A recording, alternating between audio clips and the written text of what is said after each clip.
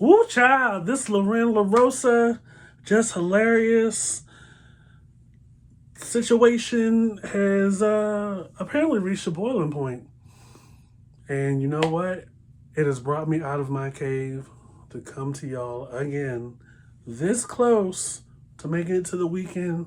0 days without nonsense, and we are back. All right, you white motherfuckers, all eyes on me.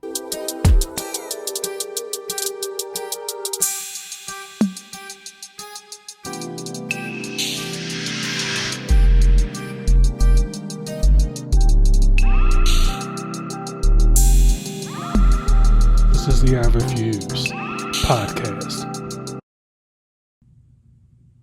This is Mr. Foxy I Refuse podcast. Listen, thought I was going to lay low. Thought I was going to really recover from things, lay down, be quiet, but I'm not even clocked in, and y'all keep throwing me in the group chat. So without further ado, I'm Mr. Foxy I Refuse podcast. Like I said again, welcome back. I was on the Bird app watching Forensic Files. I binge watch that all the time. And I see a clip, 8-minute clip of Jess Hilarious and Loren Lorosa going back and forth. At first, it started out like I started to empathize for Jess. She is someone that came up through the comedy circuit, became a household name from Wild 'N Out that I remember. When you out here making money and being in your career, you're not really clocked into a lot of TV. But, from the little clips I saw from Wild 'N Out, I was like, okay, this girl is pretty funny.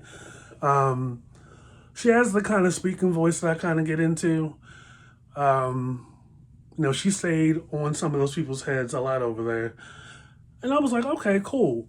So when she got picked to, I guess, effectively replace Angela Lee on The Breakfast Club, I was like, oh, okay. Maybe they're trying to do something similar to like the Ricky Smiley show, you know what I mean? It's a lot of people over there on the panel over at the Ricky Smiley show, but maybe that's where they're trying to go. Ever since Just Hilarious has come into the show, it's just been one thing after another. More so about how she comes across, how she's not engaged when there are phone interviews, and it's a little bit more combative and argumentative. Now, me being a career person, I clock in, do my 8 hours, and leave. So I'm like, okay, not that I was necessarily checked into the Breakfast Club to begin with, really, but they did. It's a different energy. I was clocked in enough to know that the energy of the Breakfast Club when it was Charlamagne, DJ Envy, and Angela Yee was way different in comparison to the moment Jess Hilarious stepped into the scene. And, given the legacy of the Breakfast Club, while we may have different opinions about it and we just have individual gripes with Charlamagne and DJ Envy as to how they can be real light-skinned and bae sometimes, and how Charlamagne the Goddess can be messy, at the end of the day, 80 to 90% of the Breakfast Club's legacy is that they come prepared. Charlamagne the guy comes prepared, asks the questions we want to know, and the interview gets going. And they have a slew of guests that we want to check out. So the Breakfast Club is known for having hosts that check in. But something about this girl is just not quite curling all the way around for me as it pertains to what she brings to the Breakfast Club. Putting that aside, I've only heard of Loren Lorosa from the show. But I did some research and I'm like, oh, she's the real deal. I believe one of them hails from Maryland, where I'm from, which is great. But Loren Lorosa does philanthropic work, is a legitimate journalist, personality, comes prepared, and it shows, you know. For what I've seen, she comes prepared, and on top of that, she brings a pristine level of professionalism to the environment, which is a great counterbalance. But she's not like an uptight kind of girl, and she has the talent that many of us tend to lack in professional spaces, which is the ability to de-escalate a situation. And from that 8-minute clip, it's very apparent that you are getting, I would say, the sincere and genuine, good, bad, or otherwise, out of both Jess Hilarious and Loren LaRosa in this moment. It starts off with Jess Hilarious addressing the comments and I guess the life of a celebrity in the public eye. And the broader conversation is around her IG Live from the night before. And one thing I know is those IG Lives and those Facebook Lives and those video blogs that you have on YouTube when you're a part of a brand, a television show, a radio show, will get you like figuratively choked up. Like will get you in a situation when you come to work the next day or when you go to the reunion and it's brought up, right? Which is what ended up happening. Jess Hilarious went on IG the night before. I did not see it. But apparently she said she had a lot to say about Loren, and she had a lot to say about work from day to day, which is the Breakfast Club. And for a while now, and I've been on the outside looking in, there's been this rumor that there is behind the scenes beef with the two ladies, and there is tension between the two of them, which is inescapable when it's just about every episode or every week that people have been looking. It's this or it's this. You know what I mean? And it's like, does Jess Hilarious have any other side to her that's like a good medium? She's either on one, domineering, telling her to hush and shut up, or she's disengaged when there's like real work being done.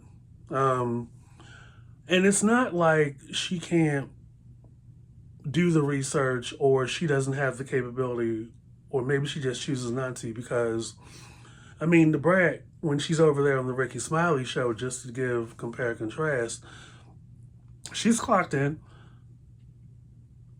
And I would say she has similar energy, but the brat has kind of softened up a lot since becoming a fiancé, wife, mother, which is understandable.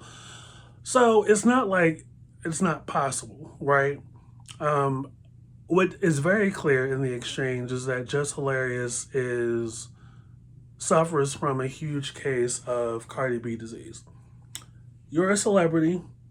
You are in everybody's face all the time. Unfortunately, you clock into social media and take the comments to heart. And you bring that energy to work. Now, as much as you want to be, I'm theorizing about female empowerment, telling them to put all their shit into their music. Cardi B, we haven't had music, a proper album, single rollout in almost 8 years. Just hilarious. I don't think you would want to fumble an opportunity like the Breakfast Club over emotional instability. You definitely don't want to do that in an exchange with one of the producers that's also on the show. Um, and the entire exchange is televised and recorded. Um, you know, a nod to Loren Lorosa, to her professionalism. She came prepared. You know, one other thing that I noticed in the exchange is that in her overpowering need to take over the moment with talking and everything, which tends to be her MO, Jess Hilarious has a slip where she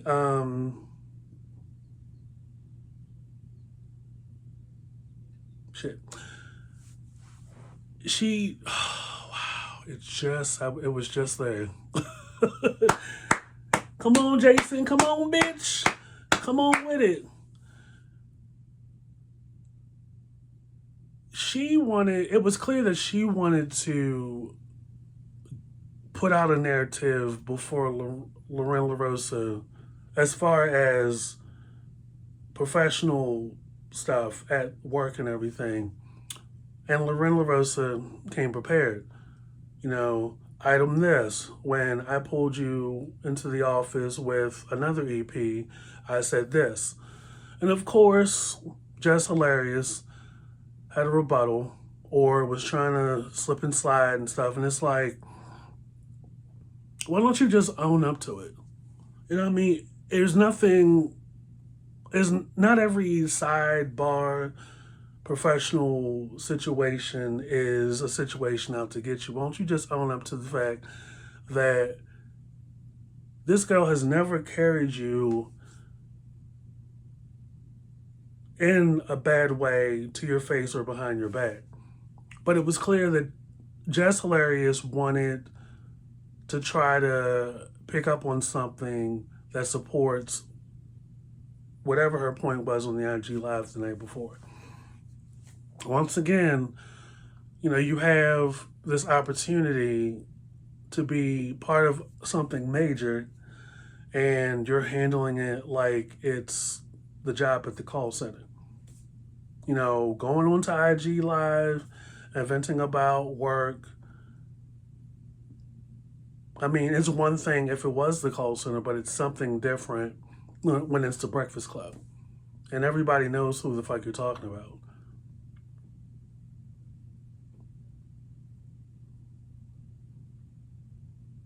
And it's another thing if for you to get on the IG Live and just vent about your work and stuff. But there's a way to do it that is not offensive to the other parties involved, right? And,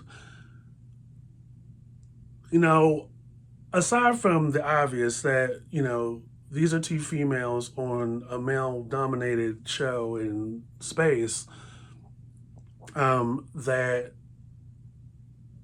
are not, you have one that's not, that's a little too tight, and you have one that's too loose. And even in the exchange, that 8-minute exchange, they were not taking the conversation seriously, and they were not being supportive to Loren or to Jess. And Loren definitely handled her own to where she's trying to, de-escalate the situation, like I said earlier, but also offer some support to Jess into what she's saying. To a certain degree, Jess's feelings are definitely valid. However, her delivery and her tone may get lost in the room.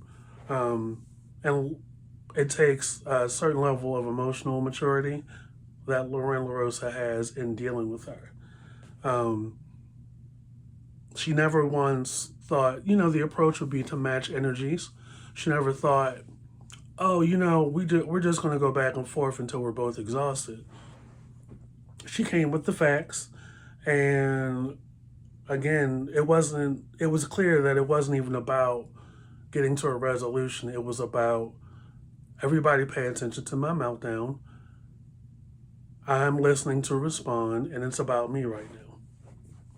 And unfortunately, it's that kind of approach or that kind of ego centered, attention seeking BS, excuse my French, that keeps a person like Jess Hilarious or similar to Jess Hilarious the minority at the table. Like I said earlier, Loren Lorosa is not only the co-host or a whether it's permanent or here and there, but she's also one of the producers of the show. And quiet as it's kept, Loren Lorosa ate her up when she said, "I'm the producer and you're my talent." She slid that in real fast and kept talking. See, y'all got to stay ready so you don't have to get ready. And one thing about Loren LaRosa that I've noticed in that 8-minute clip, never met the lady, only, did a little search, Google search, went straight to her website. She has a website to get, her background information. While she's definitely professional, I can sense there's a little side of her that's like, play with your taxes, don't play with me. And I would say she's a great medium counterbalance between the guys in the room and Jess Hilarious. And there's nothing that says it can't just be 3 co-hosts again. I mean, it's definitely a better look PR-wise and image and brand-wise when we have all the hosts in the room that are prepared, that are free-flowing, and the chemistry is good. When you have 3 people, which it's always been, that's been the standard number at the Breakfast Club, and the chemistry's always been great between the 2 guys, and the third host, that's a female. I'm pretty sure after a pretty underwhelming year tenure, which I'm probably certain was a probationary year, they'll probably not renew her contract. Just hilarious. You have to come with, I'm not even saying like 50%. I'm not even saying like 33%. If you can come with at least 10 to 15% of a dialogue, of a presence that satisfies the other 85 or 90%, that's pretty good. Like, there's no expectation for Jess Hilarious to turn into like a Black Katie Couric over, her year or her future or whatever at the Breakfast Club. But that telling, first of all, other grown people to shut up or hush, and lambasting them for cutting you off, like, you don't also do that. Like, you're the fourth wheel in this situation. Also, on top of that, you're saying it to a producer of the show.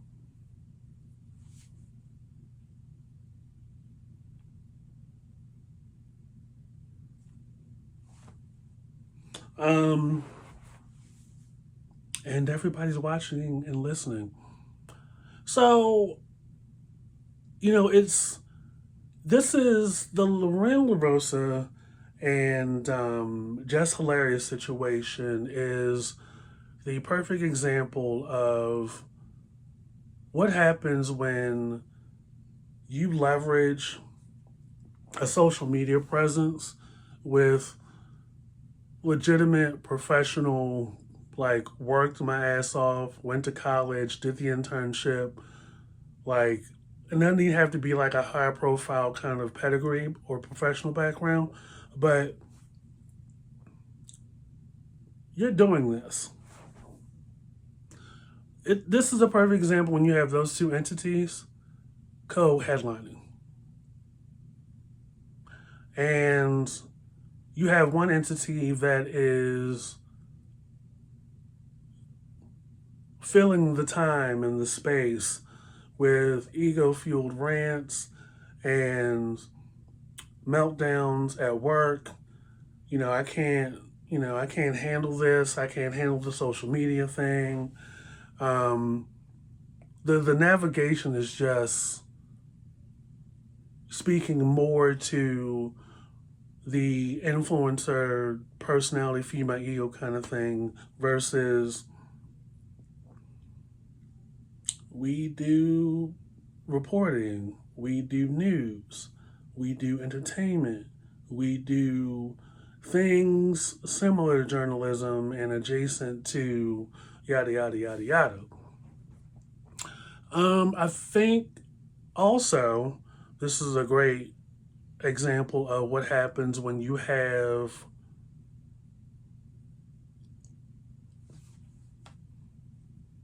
two polar opposites, two vastly different types of women in the same environment. It may be oil and water sometimes. And I've been in work environments with women. Actually, every job I've had has been surrounded by women. And I remember this one job that I had, and they were friends, but they ended up fighting on the. It was. I wasn't trained to work at the IKEA call center.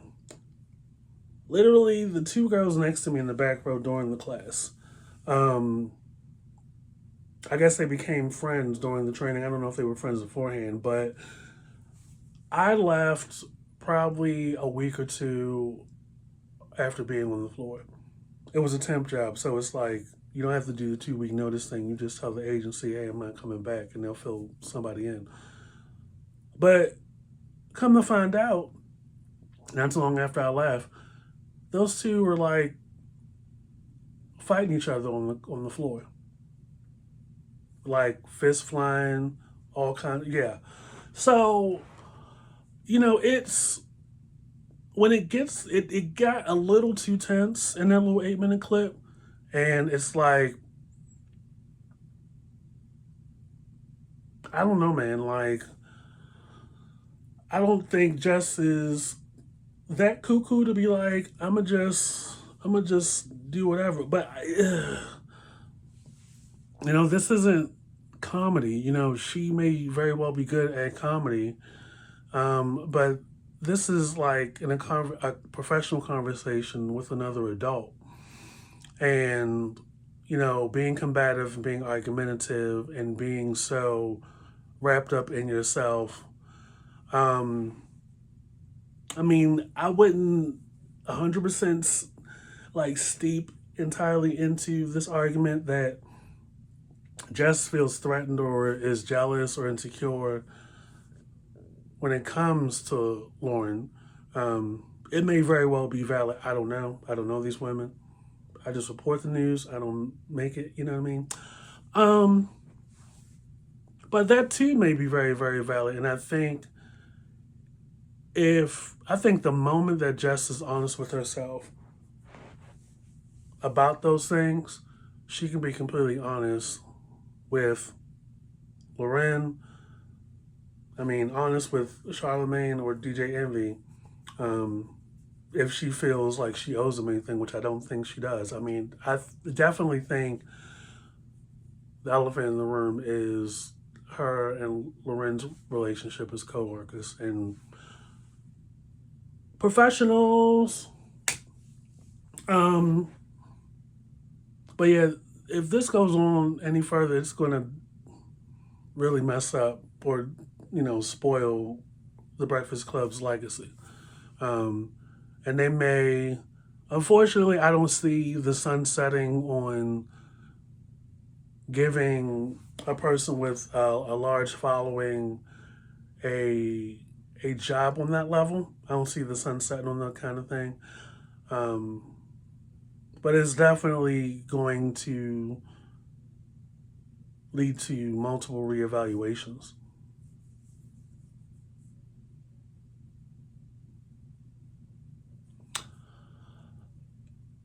I,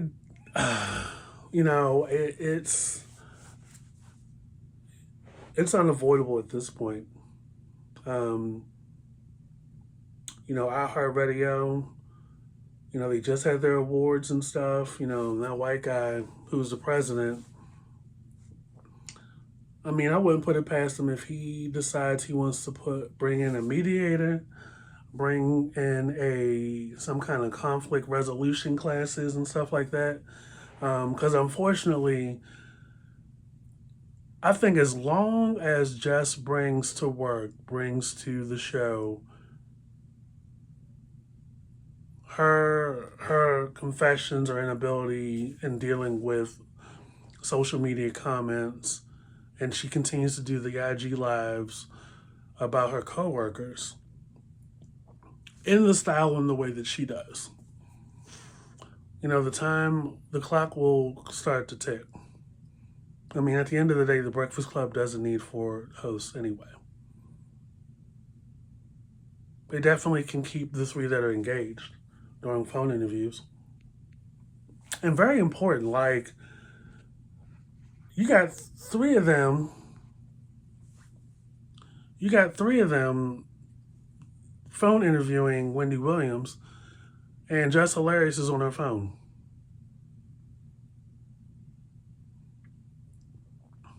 The way I would have been writing notes, or at least pretending like I'm writing something.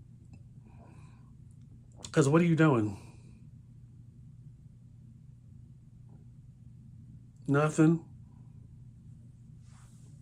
You are doing nothing. So, I don't know. I don't know Just Hilarious to be telling her what she need to be doing, but this is what happens when things are too good for some folks. I'll say that. Too good for some folks to where it's like you came in on being a personality and being a comedian. Make that your thing. And it's not like she can't make it work to her benefit. Like, you can play off of Loren, you can play off of Charlemagne and Envy. You can definitely play off those 2 guys. But you gotta have some nuance in your approach. Know when to, ramp it up, when to pull it back. Read the room. Definitely stay engaged non-verbally. That too is a thing. Instead of fully disengaging.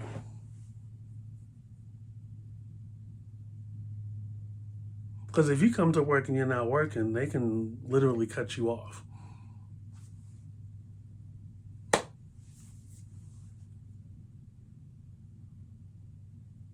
So Jess Hilarious has a lot of things against her, from my perspective. To where iHeartRadio could be like, let's cut our losses. Because I feel like Loren could also be funny. Or you could find somebody that's not aggressive and amped all the time.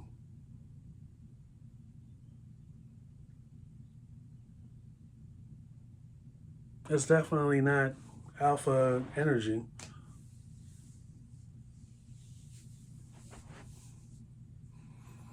Oh, definitely not that. So, never one to step into, oh, it's 2 females, 2 black women, here they go. It's just, Jess Hilarious definitely has to be clocked in. And work on the energy and work on making the Breakfast Club work.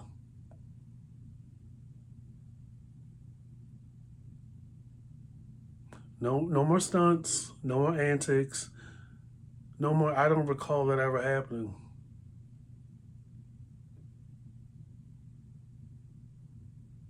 No more being dismissive.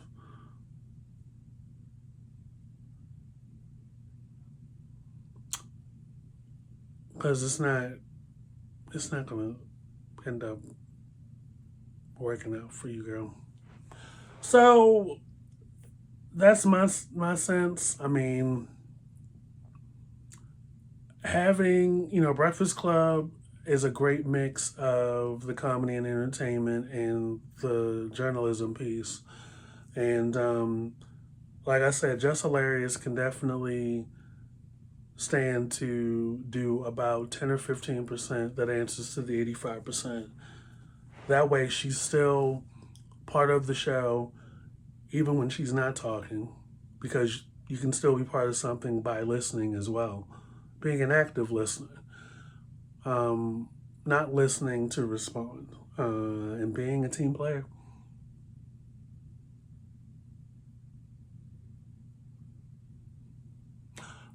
But also, iHeartRadio could stand to put something in place that, performance evaluations, quarterly performance, things of that nature, at least a metrics of performance and ratings with that.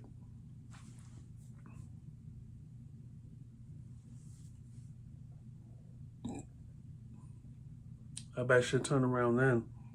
So, it's definitely possible either way. I mean, Jess could definitely, if she clocks in a little bit more, she can definitely do her thing and really thrive. It's not about overpowering or having the last word or any of that.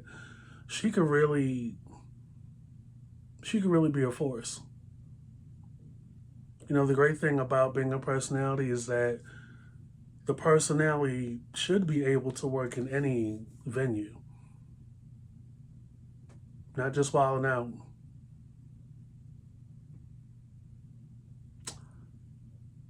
Well, this is Mr. Fox, the I Refuse podcast. That's my piece about the whole thing.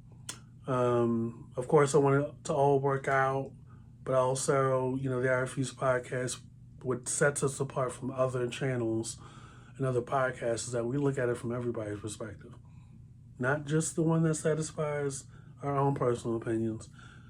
Because we lived, we've worked, and we got some shit to say. I, Mr. Fox, the leader of this whole thing, will be the first. And this won't be the last time you hear from me. At any rate, get into the I Refuse podcast where you get your podcast, Usual Suspects podcast. Of course, the I Refuse podcast YouTube channel here. Follow, subscribe. Keep hitting that subscribe button. Love that you guys are checked in and clocked in and commenting.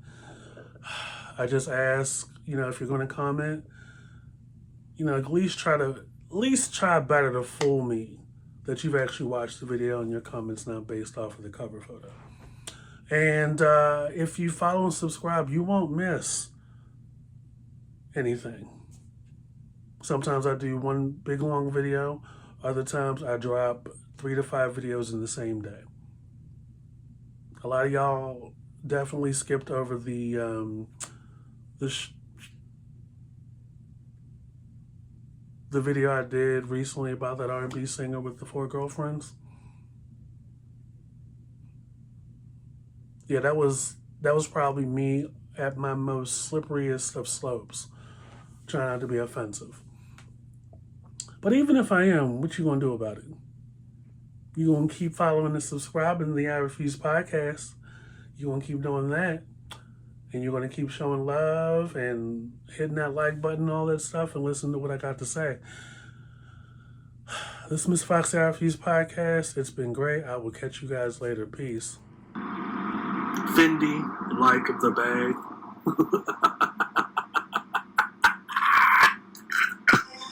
This is the I Refuse.